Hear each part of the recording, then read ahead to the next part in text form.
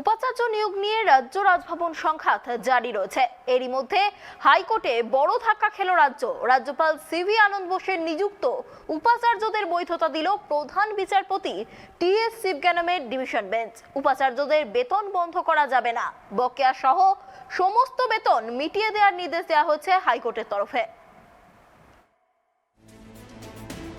রাজ্যের 11টি বিশ্ববিদ্যালয়ে অস্থায়ী উপাচার্য নিয়োগের মামলায় হাইকোর্টে ধাক্কা খেল রাজ্য সরকার। এক্ষেত্রে রাজ্যপাল সিভি আনন্দ বোসের সিদ্ধান্তেই সায় দিয়েছে উচ্চ আদালত। বুধবার হাইকোর্টের প্রধান বিচারপতির বেঞ্চ জানিয়েছে, উপাচার্য নিয়োগের ক্ষেত্রে বিশ্ববিদ্যালয়ের আচার্য তথা রাজ্যপালের সিদ্ধান্তই বৈধ। তিনি যে অস্থায়ী উপাচার্যদের নিয়োগ করেছেন তাদের বেতন এবং অন্যান্য সুযোগ সুবিধা দিতে হবে রাজ্যকে। গত 5ই জুন রাজ্যপালের অস্থায়ী উপাচার্য নিয়োগের সিদ্ধান্তের বিরুদ্ধে জনস্বার্থ মামলা দায়ের হয়েছিল কলকাতা হাইকোর্টে। মামলা দায়ের করেন এক অধ্যাপক। প্রধান বিচারপতি টি.এস. শিবজ্ঞানম এবং বিচারপতি অজয় কুমার গুপ্তের ডিভিশন বেঞ্চে মামলাটির শুনানি হয়। শুনানি শেষে বুধবার এই রায় দিয়েছে আদালত। যাদবপুর বিশ্ববিদ্যালয়, কলকাতা বিশ্ববিদ্যালয়, কল্যাণী বিশ্ববিদ্যালয়, বর্ধমান বিশ্ববিদ্যালয়, সংস্কৃত বিশ্ববিদ্যালয়, সিধু কানহু বিরসা বিশ্ববিদ্যালয়, কাজী নজরুল বিশ্ববিদ্যালয়, বাঁকুড়া বিশ্ববিদ্যালয়, বাবা সাহেব আম্বেদকর এডুকেশন বিশ্ববিদ্যালয়, ডায়মন্ড হারবার মহিলা বিশ্ববিদ্যালয় এবং দক্ষিণ দিনাজপুর বিশ্ববিদ্যালয়, এই 11টি বিশ্ববিদ্যালয়ে অস্থায়ী উপাচার্য নিয়োগ করেন রাজ্যপাল। কিন্তু রাজ্যপালের এই নিয়োগে সায় ছিল না রাজ্যের।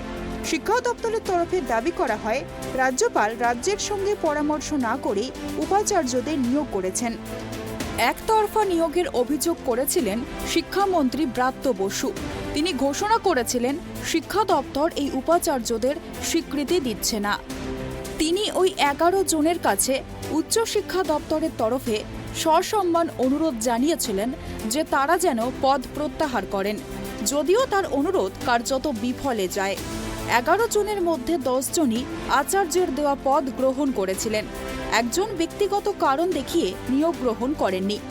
রাজ্যের তরফে বলা হয়েছিল, যেহেতু রাজ্যপাল নিযুক্ত অস্থায়ী উপাচার্যদের তারা স্বীকৃতি দিচ্ছে না, তাই তারা বেতনও পাবেন না। এরপর জনস্বার্থ মামলা হয় হাইকোর্টে। বুধবার সেই মামলায় আচার্য রাজ্যপালের পক্ষে রায় দিল high court. Bureau report, tribe TV. আজকে যেটা কোর্টের অবজারভেশন, তাদের স্যালারি ক্ষেত্রে যেটা বন্ধ করে দেওয়ার জন্য বলেছে, সেটা কোর্ট অ্যাকসেপ্ট করেনি। ফার্স্ট অফ অল তারা প্রফেসর হিসেবে যা স্যালারি আছে সেটা কন্টিনিউ করবে। ইভেন যে ভিসি হিসেবে যদি অ্যাডিশনাল এমুলেমেন্টস থাকে সেগুলো কন্টিনিউ হবে। আর একটা জিনিস জানার, কোনো অবজারভেশন একটুখানি মানে যদি গুছিয়ে আমাদেরকে দর্শকদের জানান।